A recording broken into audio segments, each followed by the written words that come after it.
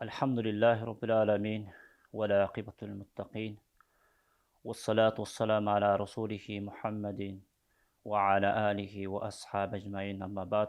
Assalamu aleykum ve rahmetullahi ve berekatuhu hurmatly muhtaram cemaat. Bugünkü ayta turgan sözübüz Peygamber Muhammed Mustafa sallallahu aleyhi ve sellem'din kulk minözi jönünde bolat. Peygamberimiz sallallahu aleyhi ve sellem'din kulk minözi en jogorku çekке jetkendikten anın baarın sıpatlap aytуу mümkün emes. Bizdin ömürüz dagı jetpeyt. Anın мүнөзүн көрүп жүрөктөр жибеген, дүйнө ал сыяктуу адамды көргөн эмес. Аны менен чогуу жүргөн сахаба ажмайиндер пайгамбарыбыз саллаллаху алейхи ва саллям үчүн өн жаныны, каныны, малыны бергенге даяр болгон.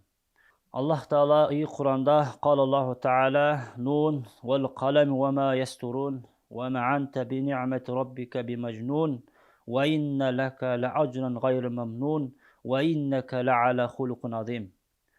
Аллах Таала Куранда айткан: Нун, калемге жананы жазгандарга касам, сен жинде эмессиң.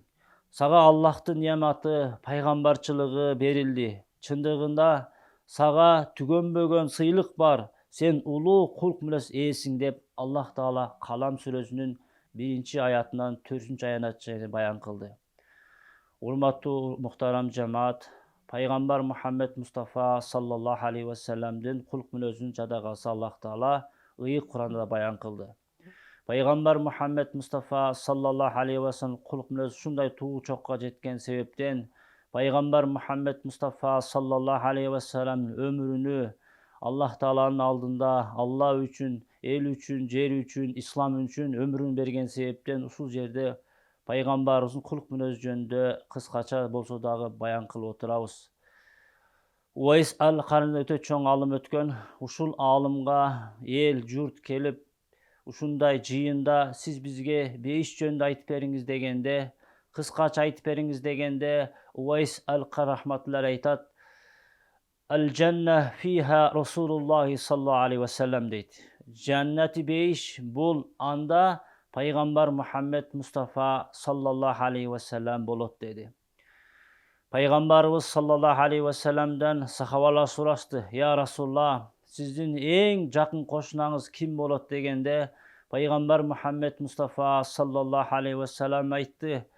Peygamberimiz öz sözünde aytıp otat: Силердин араңардан кулк мүнөзү эң жакшыңар менин эң жакын кошунам болот деди. Ушул пайгамбарыбыз саллаллаху алейхи ва саллям кулк мүнөзүнө бир окуя айта кетейин. Пайгамбарыбыз саллаллаху алейхи ва саллям заманасында биз эки көзү толук көр мушрик жашаган. Ошол мушрик Кудайдын куттуу күнү базарга барып, базарда бир дөңсөнүн чокусуна чыгып алып, күнүгө пайгамбарыбыз саллаллаху алейхи ва салламды Мухаммед жалганчы, Мухаммед жинди, Мухаммед акмак, Мухаммед өз оюнан токуп алган деп Кудайдын куттуу күнү дегенде пайгамбарыбыз жамандап келген. Пайгамбар Мухаммед Мустафа саллаллаху алейхи ва саллям дүйнөдөн кайткандан кийин, пайгамбарыбыз саллаллаху алейхи ва саллям дүйнөдөн өткөндөн кийин, пайгамбардан кийинки халифачылык пайгамбар Абу Бакр Сыдык разиаллаху анхуга халифачылыкты өткөрүп берген. Эмне үчүн халифачылык пайгамбар саллаллаху алейхи ва салламдын Абу Бакр Сыдык разиаллаху анху өтү дегенде, пайгамбар саллаллаху алейхи ва саллям өзүнүн жашоосунда пайгамбар тирүүсүндө айтып өткөн. Сахабалардын баарын айтты: "Я асхаби, эй менин жакын досторум, баарыңардын акыңарды бердим. Бирок эң жакын досум, кан досум Абу Бакр Сыдык разиаллаху анхунун акысын бере албадым. Bunun акысын Аллах Таала өзү берет" деген. Пайгамбарыбызга садака аят түшкөндө, пайгамбарыбыз саллаллаху алейхи ва саллям бардык сахабаларга буйрук берди: "Колуңардан келишинче Алла жолуна сарптагыла" дегенде, Умар разиаллаху анху менен пайгамбарыбыздын эң жакын досу Абу Бакр Сыдык разиаллаху анху ар дайым жакшылыкта тирешип келген. Ошондо Абу Бакр разиаллаху анхуга айтты Умар разиаллаху анху оюнда: "Мен бүгүн жеңем" деди, "Мен бүгүн озуп кетем" деди. Пайгамбардын алдына келип Умар разиаллаху анху айтты: Пайғамбар Мұхаммед Мұстафа саллаллаху алейхи вассаламның алдына келіп, «Я Расулаллах, менің қанша байлығым болса, ошоның жарымını Алла үшін бердім» деді. Ошондо Умар разиаллаху ойлоду, мен бүгүн уттум, бүгүн жеңишке жеттим дегенде, пайгамбарыбыз саллаллаху алейхи вассалам жанында Жабрейил алейхиссалам бир эски жытылган чапанды кийип келди. Келип хабар берди. «Я Расулаллах, мен сизге Аллах Таала мага жөнөттү, сиздин пендеңиз жөнүндө бир суроо сурайын деп жөнөттү» деди. Ошондо пайгамбар саллаллаху алейхи вассалам, «Сен кимге келдиң?» дегенде, «Аллах Таала мени сенин эң жак өзүн сүйүктүү пендеси болгон Абу Бакр Сыдык разиаллахуга жөнөттү» деди. Эмнеге жөнөттү дегенде, ошол Аллах Таала мен өзүмдүн пендемен ыраазымын деп жөнөттү. Ал менден ыраазы экен, ушуга суроонун жообун сурап келейин деп жөнөттү деди. Ошондо пайгамбарыбыз саллаллаху алейхи вассалам, эмнеге сен мындай чапан кийип алгансың дегенде, пайгамбарыбыз саллаллаху алейхи вассаламга Жабрайил алейхиссалам жооп берди. Мен эмес, менин жанымда канча периште турган болсо, бүткүл ааламда канча периштелер бар болгон болсо, ошол периштелердин баарын Аллах Таала ушундай бүгүн чапан кийгиле деп өкүм берди.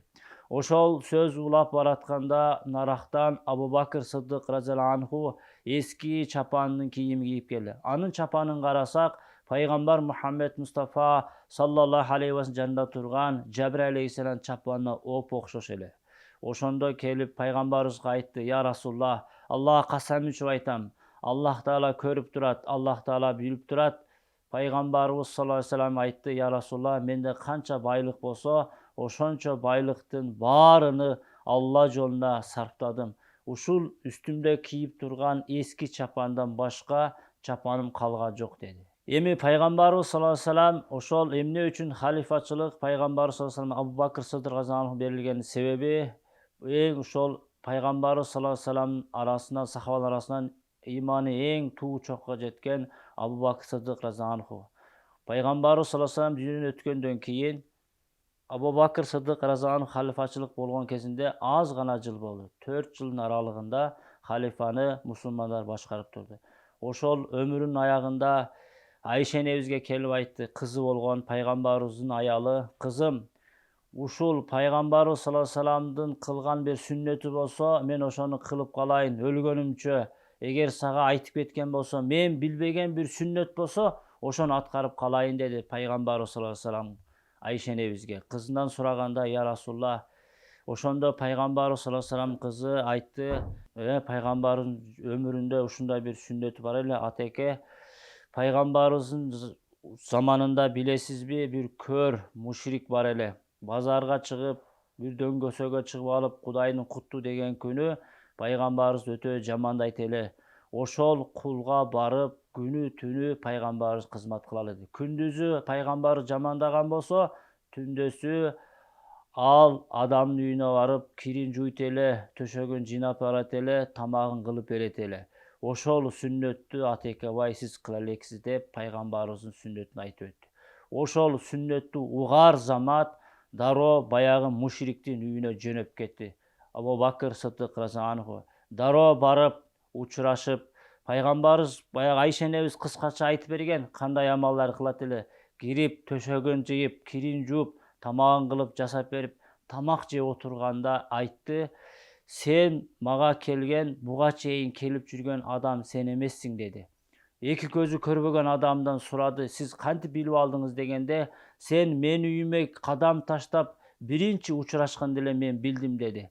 Ал адам мага келгенде, менин бир тууган энем төрөгөндөн баштап ушул убакка чейин колуман кандай жумшак колдору менен кармаган болсо ошентип кармачу эле, сен менен учурашканда менин колумду катуу кармап койдуң» деди. Пайгамбарыбыз саллаллаху алейхи вассалам айтты, пайгамбарыбыз жөнүндө айтты, баягы мушрик: «Ошол адам мага тамак бергенде, менин тууган энем чайнап, майда кылып берет эле, сен мага тамакты бүкүлү берип койдуң» деди. Ошондо бу Абу Бакр Сыдык разиаллахудан сурады: «Ал адам ким эле?» дегенде, «Ал адам сен Кудайдын кутту деген күнү жамандаган пайгамбар Мухаммед Мустафа саллаллаху алейхи вассалам» деди. Абу Бакр Сыдык разиаллаху сурады: «Ал ким эле?» дегенде, пайгамбарыбыз саллаллаху алейхи вассалам деп жооп берди. Сен күнүгө Кудайдын куту деген күнү барып, пайгамбарыбыз жамандаган адам, ал адам ошол эле. Ал адам эмне болду дегенде, ал адам дүйнөдөн өтүп кетти дегенде, баягы мушрик айтты, чын эле ошол мен жамандаган адам ошол адам беле дегенде. Бул хадис уламалар айтат, ушул пайгамбарыбыз саллаллаху алейхи вассалам эки көргө 7 жыл кызмат кылган. 7 жыл жамандаган болсо, пайгамбарыбыз ага 7 жыл түндөсү келип тамагын жасап, кирин жууп берген экен. Ошондон кийин баягы көр ушунчалык кызматынын себебинен, ушунчалык кулк мүнөзүнүн себебинен мен ушунчалык аны жамандасам дагы, ал мени эч бир кок дебей, кыңк дебей, урбастан, сокпостон мага келип кызмат кылганына Алла ыраазы болсун деп, ошол жерден Абу Бакыр Сыддык разыяллаху анху айткан экен. Эгер чын эле мага ушунча жыл кызмат кылган ал адам болгон болсо, мен анда ыйман келтирдим деп, ашхаду ан ла илаха иллаллах ва ашхаду анна Мухаммад абдуху ва расулух деп ыйман келтирген экен. Эми урматтуу жамаат, айта турган сөз, ушул пайгамбарыбыз саллаллаху алейхи вассалам кулк мүнөзү деген кулк мүнөзү, сүннөт ушул бизде жок болуп атат. Аллах таала баарыбызга пайгамбар көрсөткөн тартипте жашаганга Аллах таала мүмкүнчүлүк берген болсун. Ушундай мүнөздүү болууга Аллах таала баарыбызга жардам берсин. Ассаламу алейкум ва рахматуллахи ва баракатух.